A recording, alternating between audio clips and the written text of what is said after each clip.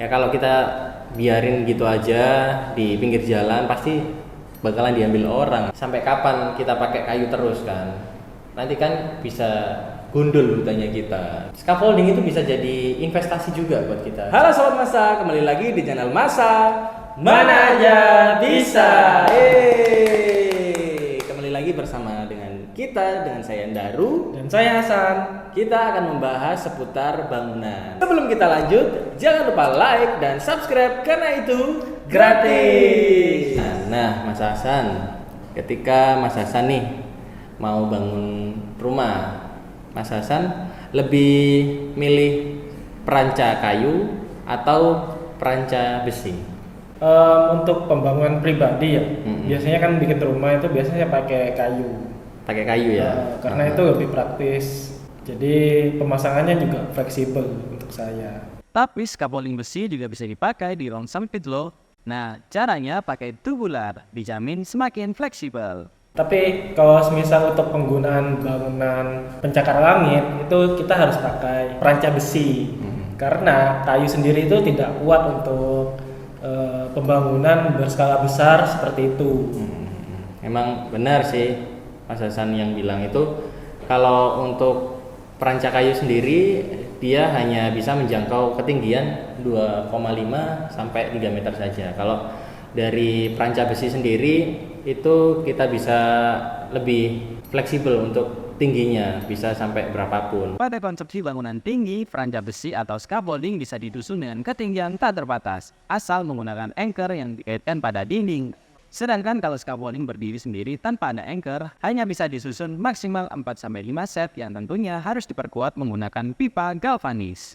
Sedangkan kalau tanpa perkuatan dari pipa galvanis, maka susunan maksimalnya adalah 3 set. Dan juga Mas Hasan, untuk pemasangan dari scaffolding atau peranca besi sendiri, menurut saya itu lebih cepat pemasangannya, lebih efektif.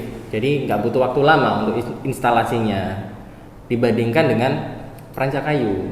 Menurut Mas Hasan gimana? Saya setuju sih, karena untuk kayu itu penyesuaiannya itu agak lama karena harus dipotong-potong dulu. Sedangkan untuk peranca besinya sendiri itu kan sudah ada ukuran dan cetakannya sendiri kan. Jadi udah paten ukurannya. Kalau kayu ya itu kita harus sesuaikan dulu mana untuk bidang ini dan mana untuk bidang yang satunya. Ya. Dari peranca besi sendiri itu sudah dilengkapi dengan standar keamanan SNI. Jadi lebih aman dan menjamin keselamatan dari pekerja itu sendiri dibandingkan kayu. Kalau kayu emang ada untuk segi ininya, sertifikasi SNI-nya. Dari segi keamanan, kayu itu emang kurang ketimbang peranca besi. Cuman kalau dari segi kekuatan, peranca kayu itu tidak kalah ketimbang peranca besi. Contohnya kan di bangunan-bangunan atau perumahan itu masih banyak yang menggunakan peranca kayu karena lebih hemat. Kualitasnya ya tidak jauh berbeda ketimbang waktu menggunakan peranca besi.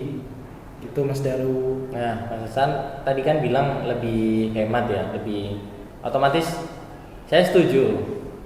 Peranca kayu ini untuk budgetingnya dia lebih murah daripada peranca besi sendiri. Peranca besi sendiri kurang lebih ya bisa di atas satu setnya ya, bisa di atas 500 ribuan.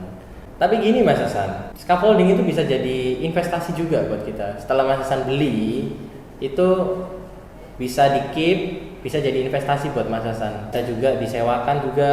Dan kalau Mas Hasan nggak mau ribet, masa juga ada sewa scaffolding dari berbagai ukuran juga Mas Hasan. Jadi nggak perlu repot, bisa dikirim juga seperti itu.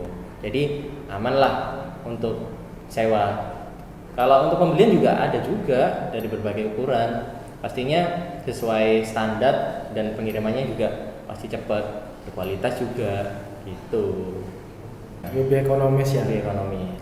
Kalau dari peranca kayu sendiri itu untuk ketahanannya itu kurang dibandingkan dengan peranca besi, karena ya tahu sendiri ya, ketika kena hujan atau kena panas itu bisa lapuk ataupun bisa juga dimakan rayap. Beda sama perancah besi, dia lebih kuat, lebih kokoh, lebih tahan cuaca dibandingkan dengan perancah kayu. Perancah besi sendiri itu butuh maintenance untuk penyimpanannya, untuk pemakaiannya, sedangkan kayu itu tidak. Karena kalau tidak begitu itu nanti bisa saja nanti keropos, karatan, dan itu bisa mengganggu jalannya proses pembangunan itu. Sedangkan kayu kan sekali pakai dan tidak butuh perawatan yang banyak, Ya. tidak seperti perancah besi. Tapi kan kurang efisien ya maksudnya. Jadi kayu ini kan setelah selesai dibuang. Beda sama perancah besi. Setelah selesai proyek, dia masih bisa dipakai lagi di proyek berikutnya kan. Asalkan untuk kualitasnya sendiri masih bagus, masih bisa digunakan lagi. Dan gini juga Mas San. Kayu ini juga kurang ramah lingkungan. Jadi sampai kapan kita pakai kayu terus kan? Nanti kan bisa gundul hutannya kita gitu. Jadi kurang ramah lingkungan Mas Hasan untuk pemakaian perancah kayu sendiri.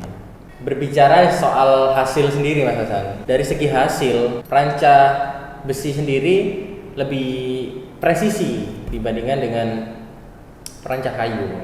Jadi gini, misal kita mau ngecor lantai 2, ngedak lantai 2 nih, kita kan pasang perancah besi tuh di situ. Nah itu dia kan pasti presisi untuk kekuatannya dia, beda sama perancah kayu Mas Hasan. Jangan-jangan ketika kita pasang kayunya entah salah motongnya atau apa, dia kan kayu kan nggak dari pabrik, dari tukang sendiri yang motong. Beda kayak scaffolding kan ya dari pabrik kan udah pasti presisi, dia udah lulus quality control juga.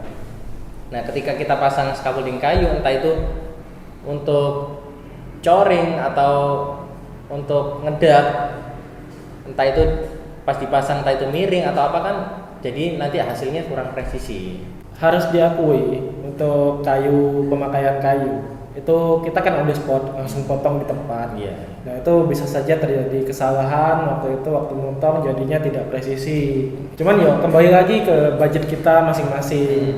Bisa nggak kita membeli perancah besi untuk kita gunakan waktu pembangunan? Kan mahal tuh. Nanti juga kalau misal udah selesai kan kita harus simpen. Tapi kan gini Mas Daru, untuk pemasangan perancah besi itu butuh tenaga ahli, sedangkan untuk kayu kan tidak.